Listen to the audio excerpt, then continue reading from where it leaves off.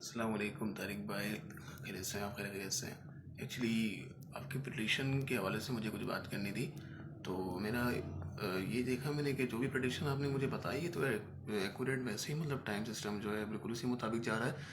And जो भी मतलब टाइम टू टाइम आपने मुझे बताया था, तो उसके लिए भी मैंने काफ़ी कुछ नोटिस किया अपनी ज़िंदगी में, अपनी लाइफ में, जितना भी टाइम अभी मैं उतार चुका हूँ जब से मेरी आपसे बात हुई है तब से। तो एक्यूरेट ऐसे ही जा रहा है। ये आपकी प्रेडिक्शन है या फिर ये, इसे क्या कहेंगे, मतलब एक तरीके से इतनी परफेक्टली, मतलब हर बात का आपने जो मुझे कहा वैसे हो रहा है। तो इस चीज़ के लिए मैं बहुत ज़्यादा, क्या नाम है, अनबिलीवेबल हूँ कि बिलीव नहीं कर पा रहा मैं इस बात से। लेकिन जो भी आपने कहा, इस चीज़ का मैं रद्दमल देख रहा हूँ अपनी लाइफ में, जो भी मेरे साथ चल रहा है। एंड एक बात और कि मुझे और भी कुछ आपसे जानना है और पूछना है, और मेरे भी कुछ फ्रेंड्स हैं, दोस्त यार